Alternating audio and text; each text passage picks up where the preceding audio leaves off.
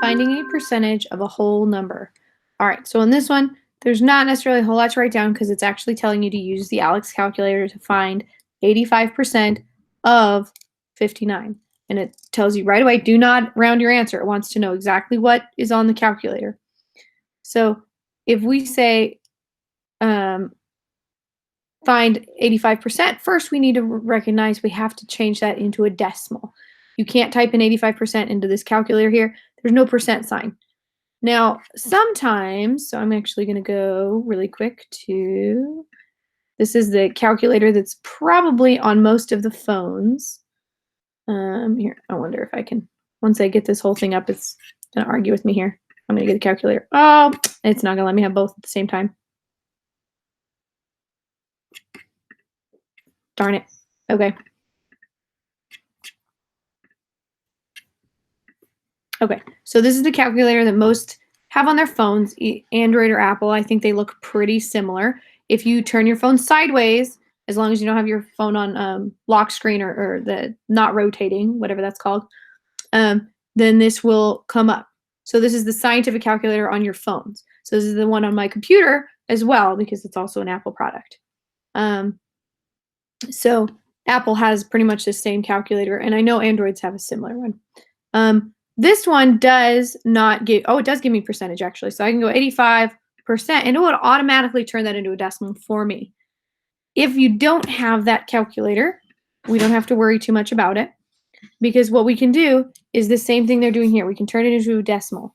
So 85% means that I moved the decimal 2 times from right to left. So to turn it back into a decimal, I just need to take, from left to right. I'm saying that funny.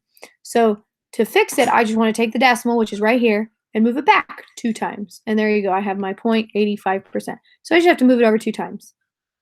The other thing you can remember is you just divide by 100 because percentages, if you think of like a test, the highest you can usually get is 100%. So that's what percentages are based on. So if I just take 85, whoops, I need my calculator, 85, and I divide by 100, I will get that decimal as well, 0.85.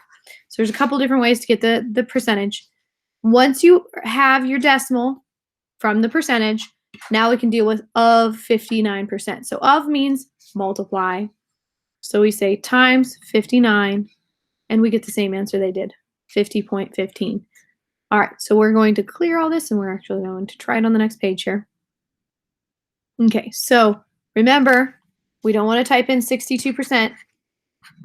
We want to change this to a decimal, and I need to take my decimal that I moved here, and you move it twice. Same thing as dividing by 100.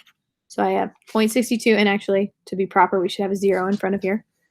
All right, so I'm going to have 0.62. Oops, I have to click in here.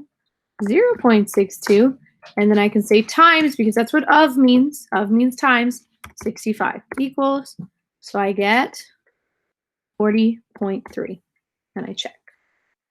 All right, clear. So next one. So let's go ahead and use the calculator for the next one. So we have 9% of 38. So remember 9, I don't want to say just 9. I want to divide by 100.